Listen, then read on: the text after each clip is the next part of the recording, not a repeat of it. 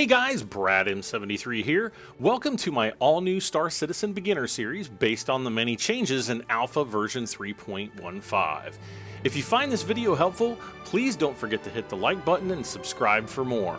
And if this video convinces you to become a Star Citizen, please consider using my referral code, link in the video description below, and you'll be rewarded with an extra 5,000 in-game credits to help you get started in the verse. Next, feel free to head on over to my Discord, where you'll find me and many other Star Citizens who are willing to help answer any questions you might have. Oh yeah, the Discord link's down in the video description too. In this episode, I'm going to talk about what Star Citizen is, its creator, a bit of history on how it came to be, and more. I'll also cover how you'll go about purchasing your first game package, and what ships I recommend most for beginners. In future episodes of the series, we'll jump into the persistent universe of Star Citizen and learn about many of the basic controls that you'll use to navigate this amazing game. We'll take off in a basic starter ship, learn how to fly and navigate to other planets and moons, and even touch down on a few of those planets and moons and explore a bit. We'll also take a look at many of the different kinds of contracts in Star Citizen and learn how different gameplay loops can help you earn money to buy better personal inventory, weapons and armor, and even upgrade your beginner ship to make it more formidable in combat. But that's just the tip of the iceberg. So again, be sure to hit that subscribe button and the bell icon so you can be notified whenever I post new gaming content. So first off, what is Star Citizen and how did it come to be? Well, Star Citizen is a completely seamless, open-world, space sandbox PC game that intends to become the most realistic, fully persistent game environment in the history of gaming. It is the love child of game director Chris Roberts, who created the original Wing Commander series in 1990, one of my personal favorite video games of all times, as well as the variety of Wing Commander sequels, add-ons, and spin-offs throughout the rest of the mid-90s. After the Wing Commander games, Chris started a new company, Digital Anvil, in 1996, and went on to make a Wing Commander movie that was kind of both a success and a failure at the same time, and later helmed space trading games Star Lancer for Microsoft in the year 2000, and later Freelancer for Microsoft Game Studios in 2003. After that, Chris went dark, until resurfacing for the Star Citizen Kickstarter campaign in 2012. Which combined both Star Citizen and the single-player Squadron 42 military campaign, which is also based in the Star Citizen universe. This culminated in the most successful Kickstarter campaign to date, and still remains the #2 most successful Kickstarter campaign of all time.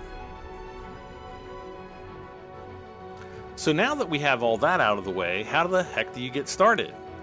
Well, first open up your web browser and navigate over to www.robertsspaceindustries.com, or just click my referral link down in the video description and sign up for a completely free Star Citizen account. Now, while the sign up is free, you'll need to purchase a game package to truly get started. And this is where you'll need to make a very important choice. Do I want Squadron 42?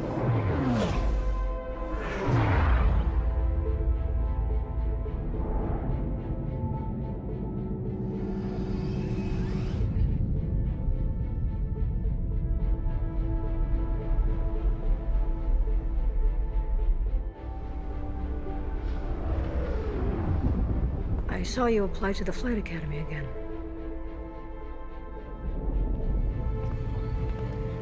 I'm your new wingman, sir.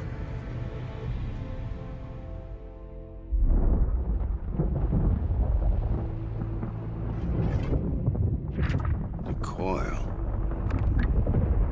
Local scum use it for cover to launch attacks. This is their turf, so move on. Keep your eyes open.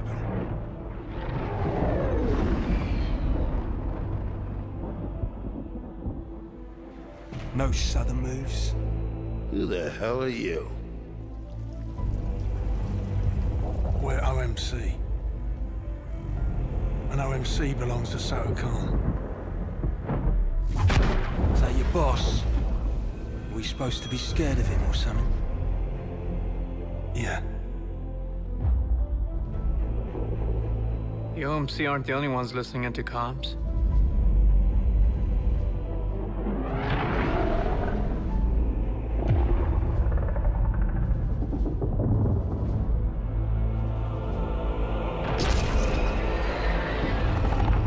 All ships, we're under attack by Vandal forces. Repeat, we are under attack.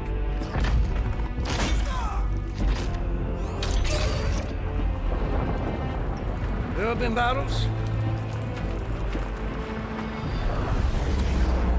There have been losses.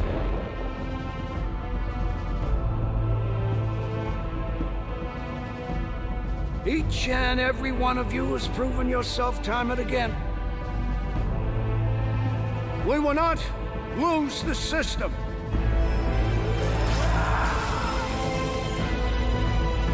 We will not fall back. Form up, Cal. You got a point. Copy that. Tally's on me. Let's say hi. We will win. Because we have to.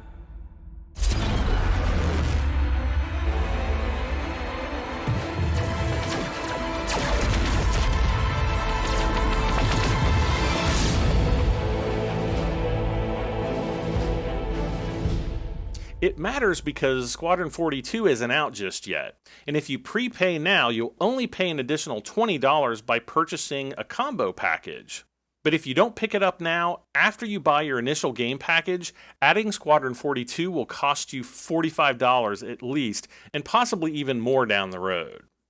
If you want to pick up Squadron 42 and save some money in the long term, you'll want to navigate to the Game Packages section of the RSI website and choose either the Aurora MR Star Citizen Squadron 42 combo or the Mustang Alpha Star Citizen Squadron 42 combo, both of which are currently $65 and include everything you need to get started: a game package, a starter ship, and the Squadron 42 digital download. If you don't want Squadron 42 and want to save as much money as possible, go for either the Aurora MR Starter Pack or the Mustang Alpha Starter Pack at $45. They're basically the same as the combo packages, but just don't include the Squadron 42 manual and digital download. And if you'd like to get more information on any of these game packages, just click More Info and you'll be able to see exactly what the game package contains. If you're willing to spend a bit more for a more capable ship, while still not breaking the bank, I highly recommend the Avenger Titan.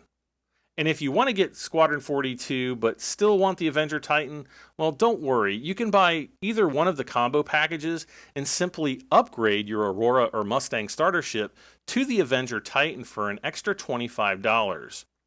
And this is, in my opinion, the best option.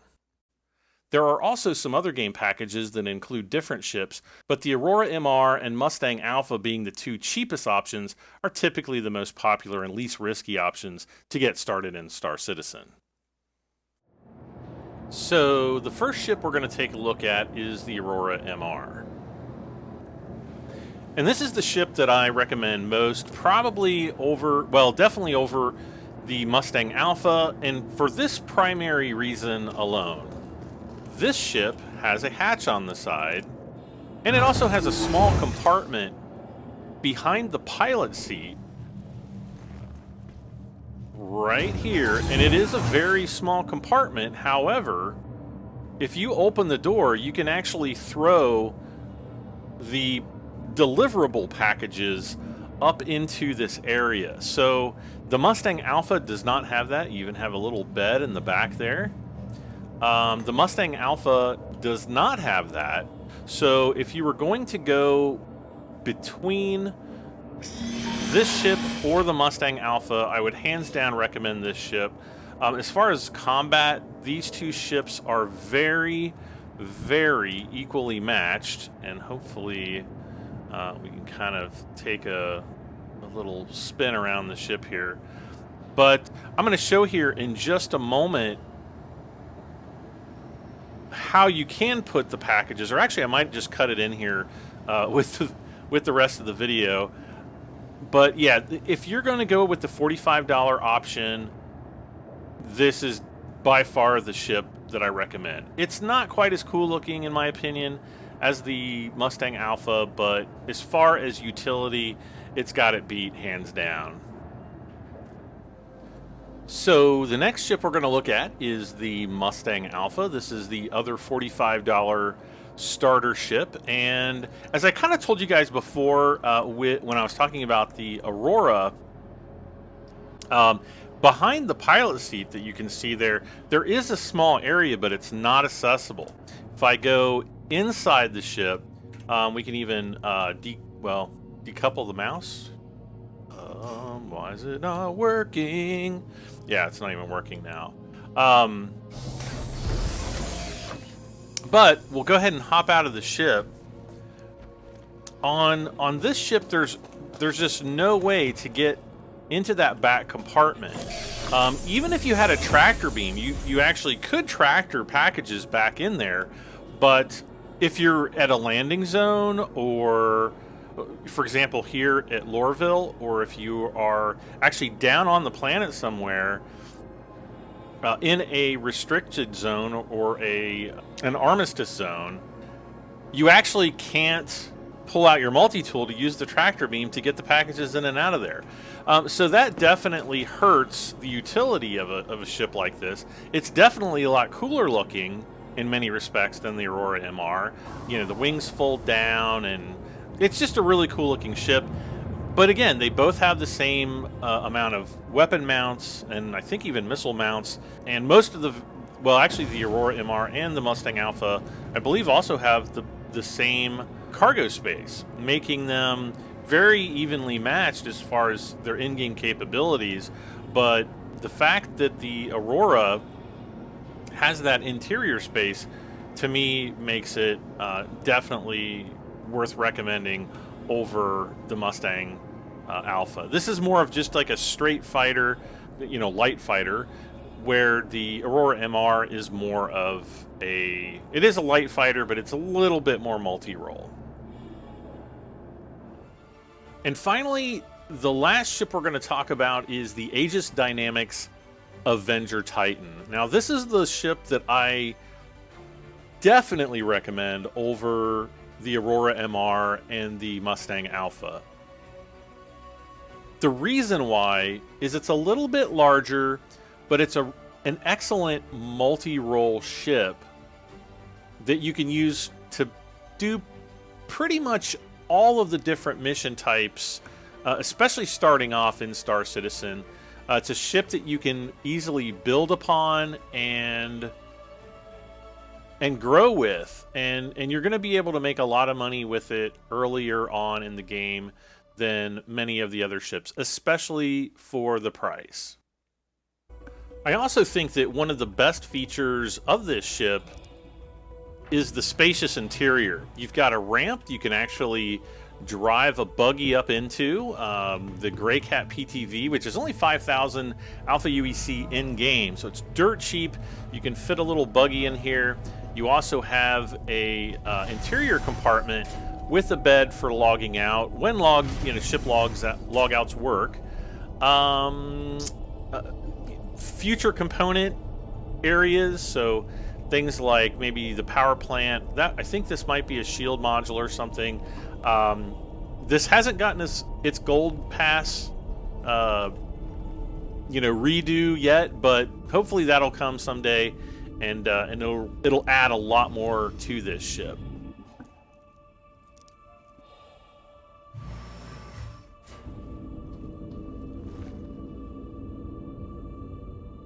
Another really super cool thing about the Avenger Titan is you can actually get out of the ship from the cockpit, from the front. So if you've got the rear filled with cargo, no worries, you can still get out.